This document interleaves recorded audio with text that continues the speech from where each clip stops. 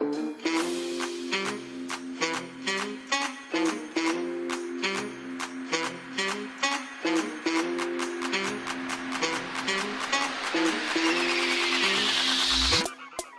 it back. Hi, I'm David Mushai. Welcome to Uncommon Sense.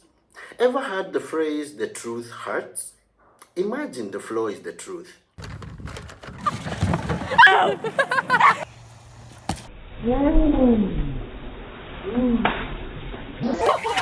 On today's show, government services, or whatever goes for government services in Kenya. Various points during the day, the streets of Nairobi are likely to be littered with hawkers selling everything under the sun, but only until Nairobi County askaris appear with the police in tow. Well, it's okay to get chapati madodo from your local kibandaski like I do. It's ridiculous to expect Mama Akinyi to process your national ID card or walk into Naivas expecting to buy a passport or a driver's license, right? Although I'm pretty sure this guy must have gotten his DL from somewhere in Ngaara. That's where the Kenyan government comes in. There are certain services only it can provide for its citizens. Passports, vehicle registration IDs, business permits, and so on.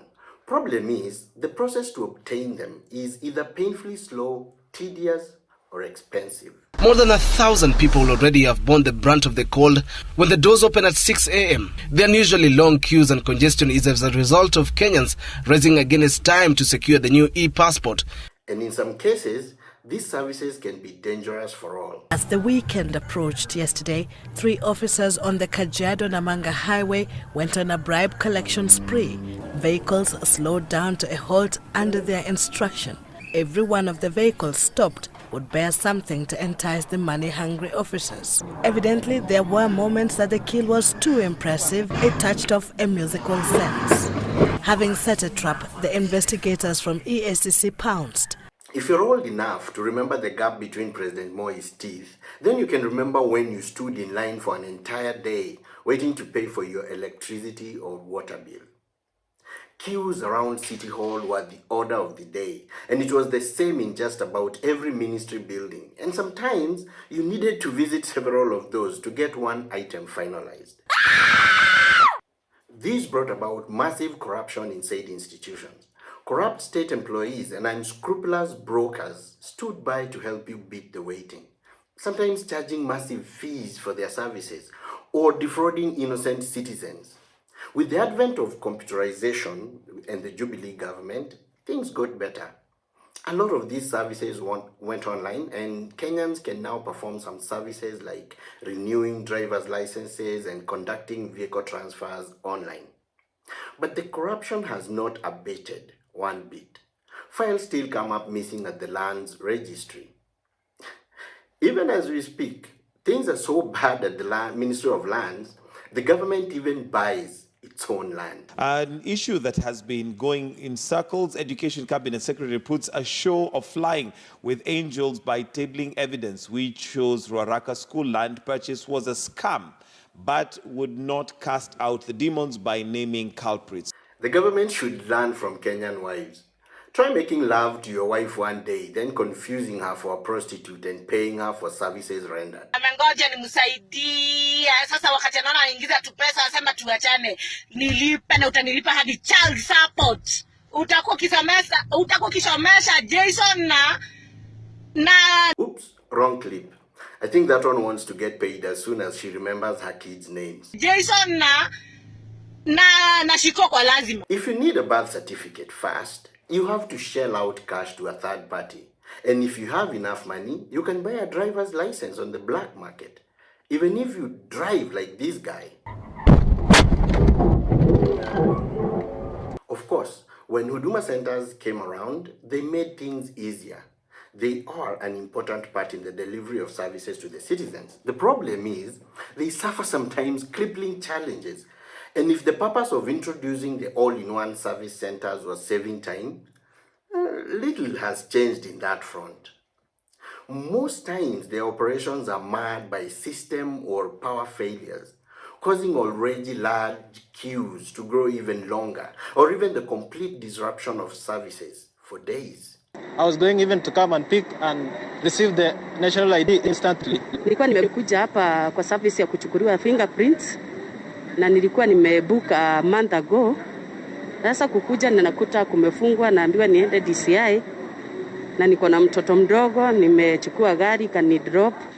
Watuambie mapema, hata watangaze kwa maredio, hata kwa matelevision kuwa watafunga kwa muda fulani. Some of the operators have little experience in public service or just don't care enough to be patient or polite, carrying over inept service provision from earlier government offices. Can you imagine how much patience is needed to explain the ID application process to this poor guy? Remember that the most important thing to remember is that you should remember things. So like, because you don't want to forget stuff. Because if you forget stuff, then you won't remember it. So, as it almost always happens in almost every other sector of our government, corruption is alive and well in these centers. The proverbial 40 days, it appears, were up for these officers at the Kibera Huduma Center.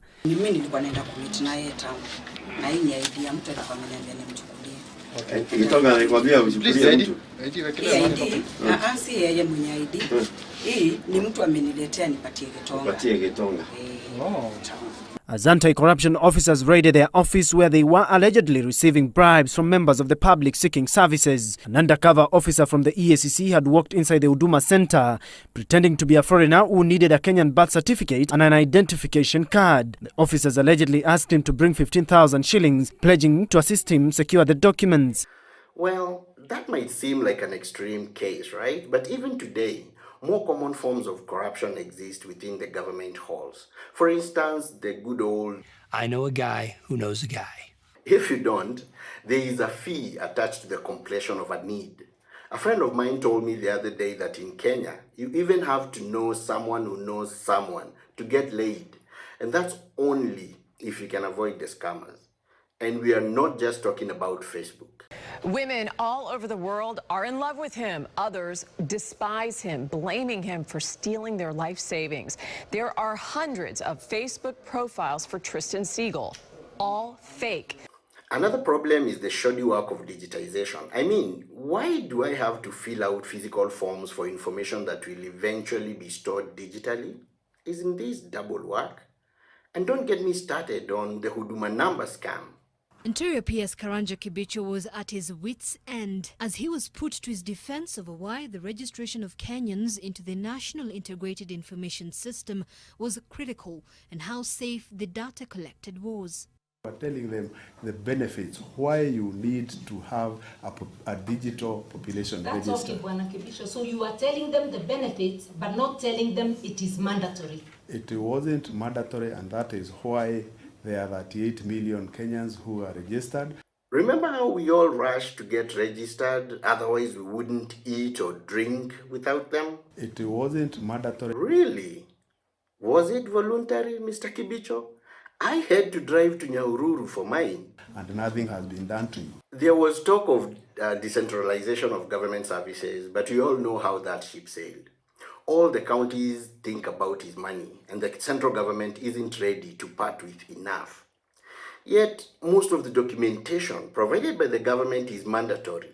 If one cannot drive or operate a business without a license, prove to be the legal citizen of a country, or even apply to the university, then one should be guaranteed an easy path to these documents. And it's the work of the government to ensure that this happens.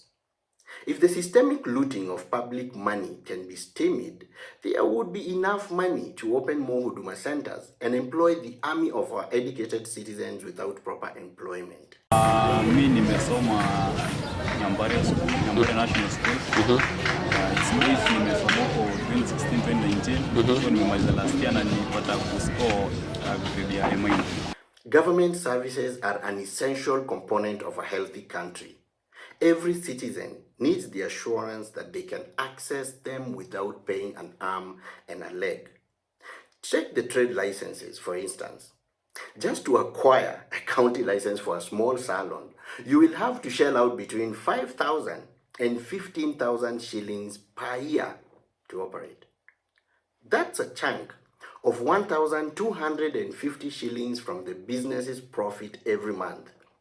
And if one cannot afford that, she has to deal with county officials who charge 50 shillings a day. Otherwise, recently, a hawker was killed and 2 others injured allegedly after a confrontation with county askaris. This man has been a hawker for 9 years. He calls himself Stephen, but it is not his real name. He says he is now a wanted man. In April, he came face to face with the askaris. He claims they broke his leg. Add to that all the other costs, and it becomes nearly impossible to operate a small business. And the worst part of these licenses is that they run from January to December. This is ridiculous. If you open a business in October, you have to pay the full fee for the remaining 3 months of the year. Doesn't the government have computers that can keep individual records so that they have to lump us all into one hole? And how come no one in the government has noticed this gaping loophole? Although it is easy to point all fingers at the government, though, some of the blame falls on us. Kenyans are an impatient lot. We want what we want now and are not willing to wait for even a few minutes. Yeah. So we will do anything and everything to break rules for our benefit. We also like to wait until the last minute for things we had enough time to do. Who had waited to do their tax returns today had to endure the pain of standing in queues for hours, not just outside Kenyan Revenue Authority branch offices, but also at cyber cafes.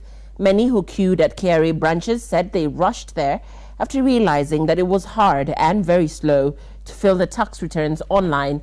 Who wants to study for 3 months for a driver's license, right? Just get one from the black market. And that small queue at the tax office is too much to bear.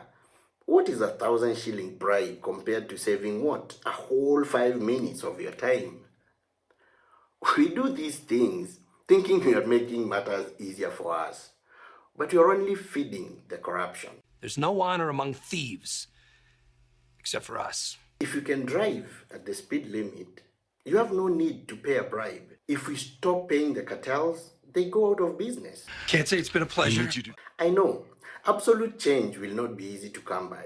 As delicious as it sounds. But neither is our children's college fund or money to buy your first car, or even those savings you need to get wasted. As you are aware, there is a crackdown of adulterated liquor, which is unsuitable for human consumption all over in this country. We also need to hold our government accountable.